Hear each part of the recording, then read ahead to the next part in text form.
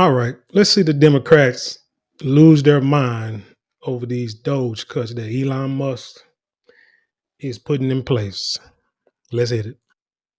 You are looking live at the protest in support of USAID underway right now on Capitol Hill.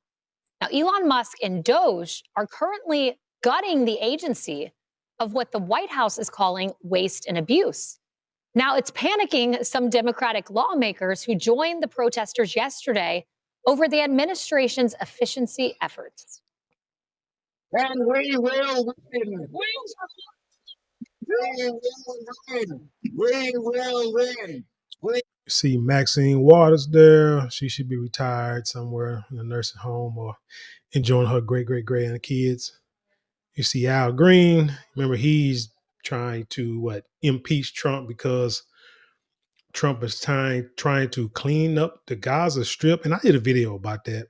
But I read an article in the Wall Street Journal that kind of sheds a different light on it or a different angle on it, to where what he's saying may not be so outrageous, with the circumstances. But we'll get into that some other time. But yeah, Al Green worried about impeaching Trump over a whole nother country. In Houston is still his district is still in shambles. We won't rest. We won't rest. We won't rest. Don't tell me to rest, because if you don't, you won't be doing that too many more times. No one elected Elon Musk to nothing. That's right. Not one Democrat in America voted for Elon Musk. What we not gonna do is stand around when they pull this bull. We are gonna be in your face. We are gonna be on your. We will see you in the courts, in Congress, in the streets. Elon Musk is a Nazi nepo baby. Every movement needs a scrappy little and I am that person. I need each and every one of you to get in touch with your inner scrappy little. Nobody elected your. This is not Elon Musk's country. Take your foot off my neck. I really don't understand people using profanity. Y'all might think, oh, it's just simple, innocent little words, but I don't look at it like that. I mean, I understand when you're upset, you might get to cussing people out, but I just try my best not to, use that kind of language for the most part, because it's just hatred and evil, and it just shows nothing but emotion and not really, really no logic, not really logical thinking.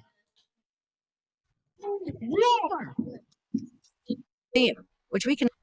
Well, that was crazy. I mean, maybe they should get back to authoring that 2024 postmortem, but at least for the time being, Chuck Schumer dropped the avocado and the beer he used as props in his previous protests. Harris, they're apoplectic, but here is what we really should be angry about. Wall Street Journal. Some USAID spending may undermine U.S. interests. An analysis by the Middle East Forum says 164 million of this money has supported radical organizations around the world. Listen to this. 122 million of that aid was going to groups aligned with foreign terrorist organizations. Protest that. Well, and some of it, no doubt, would have been going to covering that up, because apparently, I guess it wasn't on the front sign when you walk through the door at USAID organizations. Look, I don't think that we're shocked that money was flowing in that direction or for ridiculous other things that we see, that one being dangerous and ridiculous. But I do find it weird that so many people are rattled by an audit. Mm-hmm. Don't you forensically look at your own checkbook every now and then? She makes a point. And the thing about, okay, let's look at it. You got Donald Trump, you got Elon Musk, and everybody else that he done put in his cabinet. Most of them are people who own and run businesses, successfully, unsuccessfully, or whatever, but they understand the dynamics of a business. And the bottom line about a business, and America has budget, America has debt, whatever the case you want, whatever you want to, how you want to look at it. The thing about a business is, and anything that's successful, is you have to look at your bottom line, and your bottom line is your bottom dollar, and you need to know whatever every penny goes in and out of the business.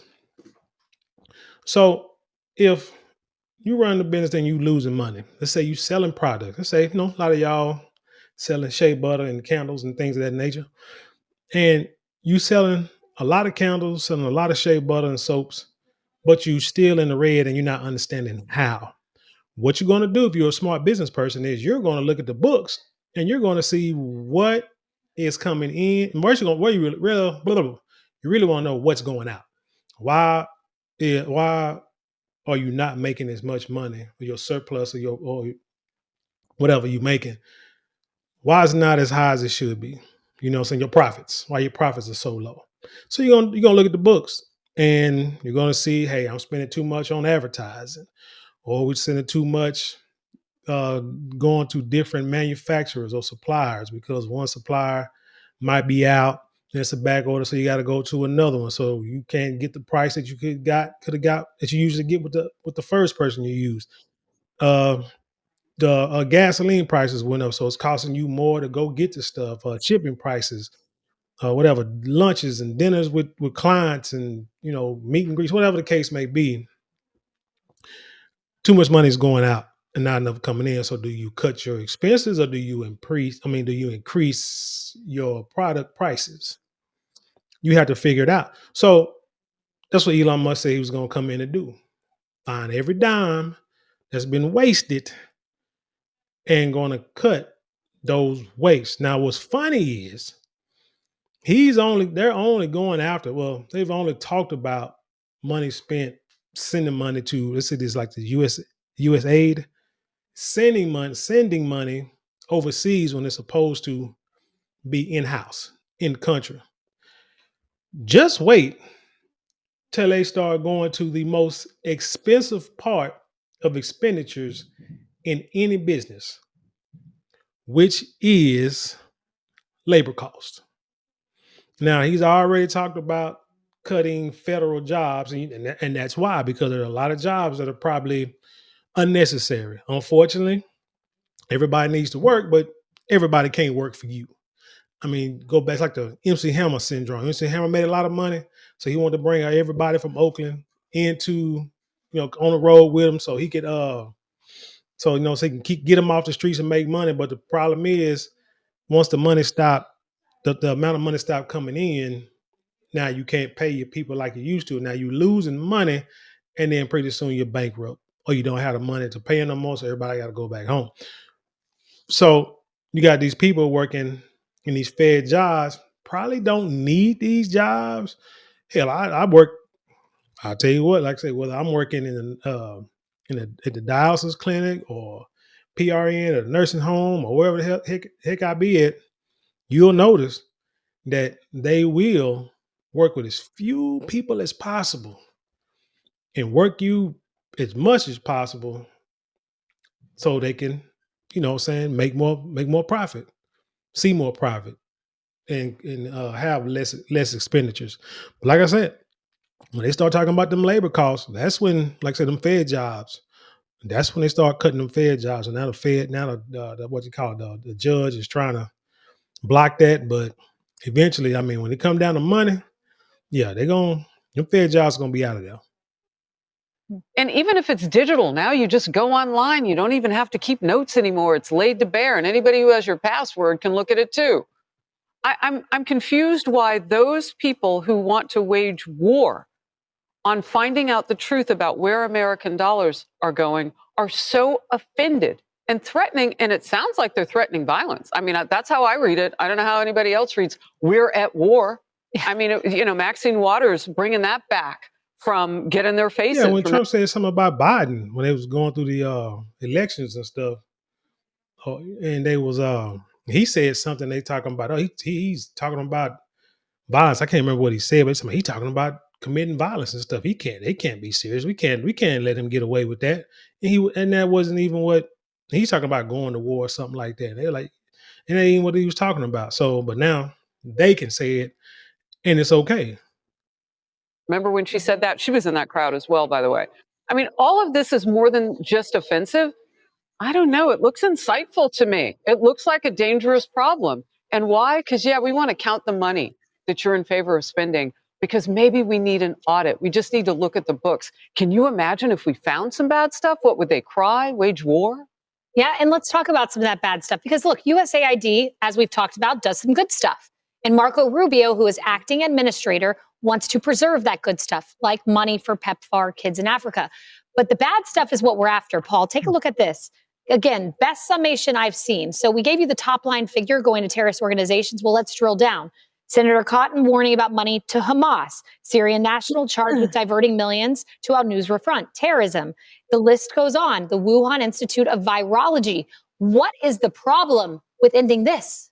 There's no problem, of course. And as Harris points out, their reaction, we used to call this in law enforcement, a clue.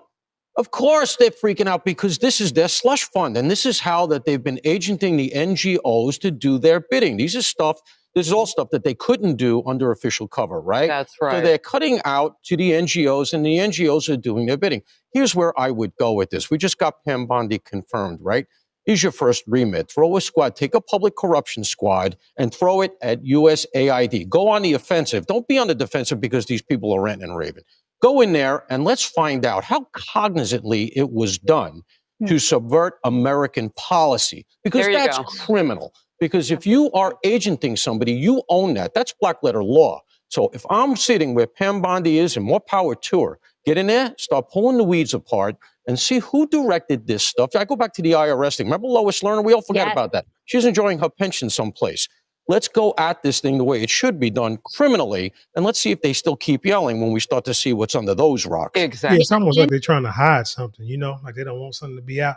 Because when your back is against the wall and you that upset, them like those what's like the they call it body cam videos that I be responding to, and you see them people getting, like, every time somebody gets arrested or caught, pulled over, they get hysterical. First they try to act calm, but then when it gets down to the police trying to arrest them and want to just put handcuffs on them, the first thing they want to do is get to holler and hoop and say, I ain't did nothing wrong. And then they get to crying, and then they get to pulling away, trying to run away, cursing and stuff, and want to kick and fight and all that kind of stuff. That's what these old people look like. Them Democrats look like sitting outside of the White House or the Capitol building or wherever that was at, acting like that. Because all this dude is doing is saying, hey, we are trying to find the money, seeing where all this money is going so we can stop the money from going to places that it doesn't need to go. In the meantime, ignore the noise. And we can't do a segment about noise without bringing in Joe Scarborough. So let's bring him in. The world's richest man go in and say he's going to basically tear this organization to the ground, not only will cause immeasurable suffering across the globe, it also will put us in a strategic disadvantage. This is strategic. What he's talking about doing is, I'm sorry, it is stupid. So what's happening right now is a hostile takeover of the U.S. government. If this were happening in any other country right now, I promise you, I'd be on the air calling it a coup. A coup or a terrorism funding case. That's right. And the irony to your point here is you're calling a coup an audit of my dollars, of their dollars.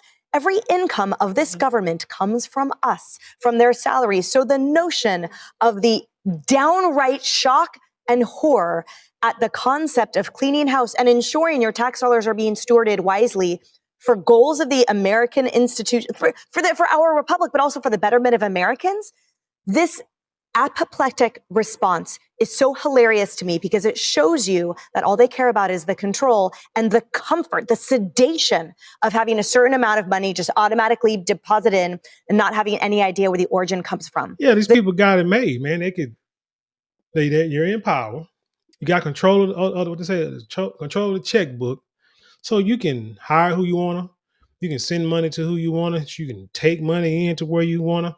It's kind of like, look at the Red Cross. When they tell you send all that money to the Red Cross, what was that, Haiti? People send millions and millions of dollars to Haiti, saying that, shoot, man, Haiti, cost of living ain't that high. It shouldn't cost that much to rebuild Haiti and build houses and the infrastructure and stuff like that.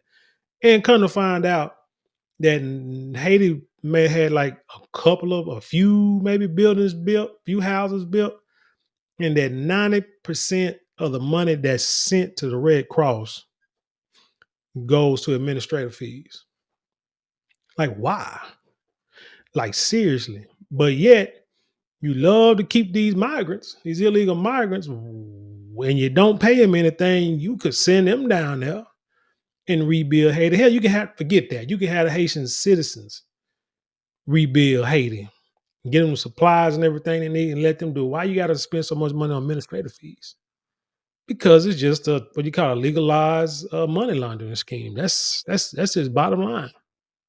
The nexus between us funding terrorism is absolutely horrifying, and people like Sarah Adams, former CIA targeter, have been for quite some time sounding the alarm about how deeply we have funded and continue to fund these horrific threats which have targeted and killed Americans. So we know we full-blown under the prior administration fly cash to the tune of $43 to $87 million per week to Kabul. We also pay the Taliban's political overhead funding, $10 million a month, dropped off to Qatar. These expenses are funding, again, the terrorism that comes full-throated back to American soil in the formerly porous southern border, and it absolutely threatens Americans' lives. So the concept that the Democrats are out there crying and screaming and waving around fruit is so despicable, and I hope this stays through the midterms again. Keep it up, because we need to understand how deeply people like Elon Musk and President Trump have Americans' interests and safety in mind. And we're 3 weeks into the administration and the same old games are at play. In fact, this just happened, so we want to pull this up. This was on Capitol Hill. Oversight Democrats just moved to subpoena Elon Musk. The motion failed 19-20, with Congressman Ro Khanna notably abstaining from the vote. Ro Khanna said, "I would have voted yes." So subpoenaing Elon Musk seems to be the next step, Lily. Well, all of a sudden, accountability and transparency became dirty words. It's very strange. And, in the private sector, we don't do this. We also are always holding accountable corporations and board directors and shareholders. And it's earnings season right now. All these questions are happening to private organizations. We are the funders of the U.S. Treasury. As Emily was saying, it is our money. So you're going to go after the person that wants to check where is it that we're being responsible or not as good stewards of the American people's money. So I like that we're leading by example at the top. Government show everybody, private and public sector, how we need to run efficiently with the big responsibility they have in Washington to invest. Let's look at it like a business. Invest properly our hard-earned tax dollars. And when you invest, you're going to have downtime. That's like one of the people was saying that you're going to have, it's going to hurt the people across the country, maybe even across the world. But in the long run, it's gonna be better for everybody involved. It's kind of like being a man at the house, knowing that, hey, we got to make these sacrifices. I have to make these sacrifices. I got to make sure things are done. Got to put these laws in place, these rules, no matter if the people who are here with me like it or don't like it. It's got to be done, because in the long run, it's going to better everybody else. Don't care about you having fun. Don't care about it being comfortable right now, because that smooth saying, like I said, it's like the stock market. Stock market is supposed to always go up in the long term, but you're going to have some times where it's going to come down. It's going to go up. It's going to come down a little bit, but it's going to always go up. Hey, you might have a crash and the sun going damn near bottom out. But you know what it's going to do eventually? It's going to start going back up, and you're going to start back making your money. That's how life is. And that's just how life is, pretty much. That's how it's supposed to be. I mean, that's just, saying just common sense. So they come in, so Donald Trump and Elon Musk come in auditing everything, auditing the money, every program that don't make sense. It's like, look, the feds, I mean, come on, he came into the election, and said that we're going to find out where all this money is going. It's like a bunch of money the government is spending money crazy and irresponsibly, and you wonder why there's so much debt. We're supposed to be the richest country, the most profitable country in the world, and we ain't got no money.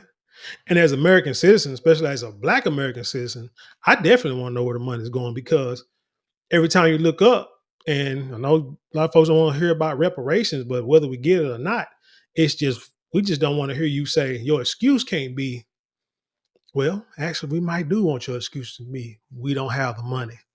Just ain't got the money. We're like, okay.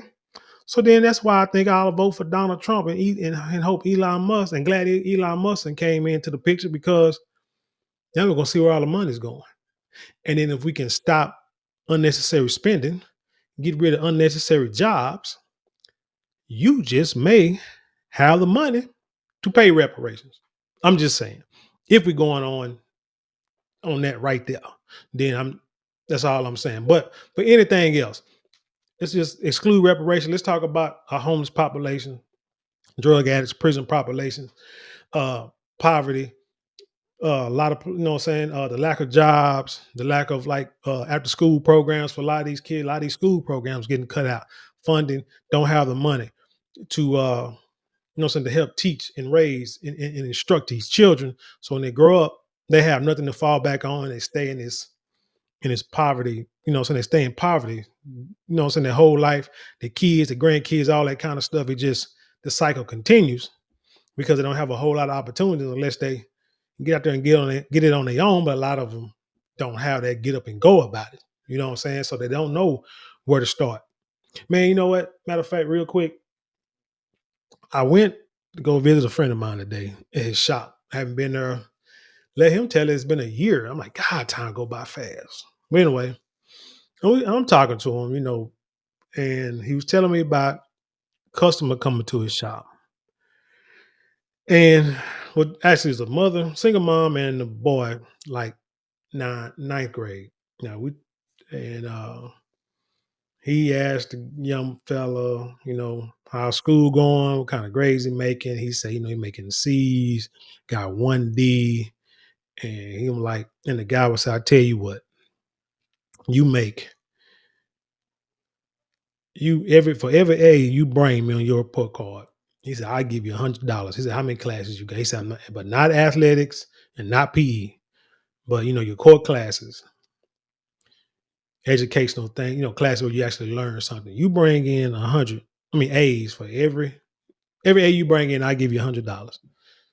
You know what? Instead of the boy saying, all right, man, I hope, bet I'm gonna go out here and make these A's. This boy said, oh, that's not gonna happen. And he's like, why not? He said, because he said, I can't walk around, with people knowing I'm making A's. And when he told me the story, I'm like, are you serious? He's like, yeah, that's what the young fella said. I'm like, man, I can't understand what is wrong with and his mama standing right there the whole time. Now, we sit here saying, if it was me at that age, back then, with my mama or my daddy standing right there and I said some mess like that, I probably wouldn't have made it out of that store the same way I came in. Probably wouldn't have made it home the same way I left the house. That was going to be a problem. That was going to be a big problem. But my thing is, I don't understand, like, say, these young, and this is off topic, on topic, off topic. But my point is, I don't, says a lot of these folks they just don't have it. They don't get inspired. They don't know what inspiration is. They don't understand what the world is about. So if you don't give them opportunities or show them opportunities, what can they take advantage of? Now, sometimes some of us, we see opportunities. We understand what it is. We're blessed with someone can show us something that can help us in the long run. But some of us don't have that. But anyway, like I say, go back to the money. If they can clear up millions and billions of dollars and can put it back to the American people, now your next task will be President Trump, Elon Musk,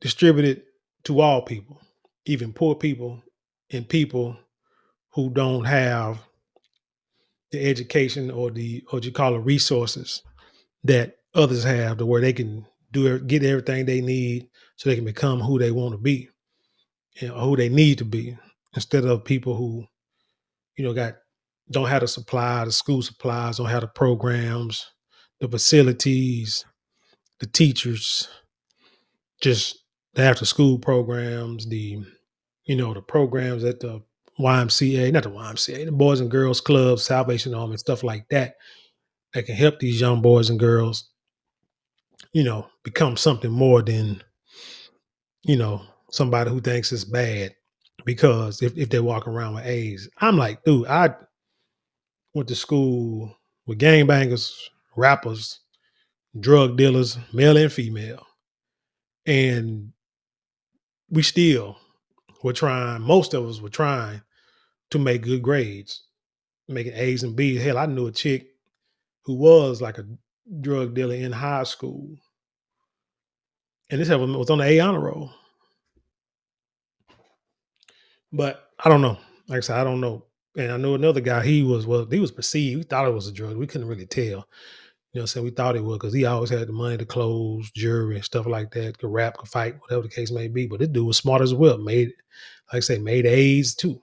You know what I'm saying? A and B honor roll too. So I don't know. Maybe it was a different time. But anyway, back on topic, man. What you think about this story? Leave your comments below, share them with the world. Let's have an intelligent conversation. You know how we do around here. Don't forget to like, share, comment, and subscribe. Those 4 things cost you nothing but maybe a couple minutes out your day, but it means the world to us here. If you'd like to support the channel financially, you can always give us super thanks, super chat, super sticker.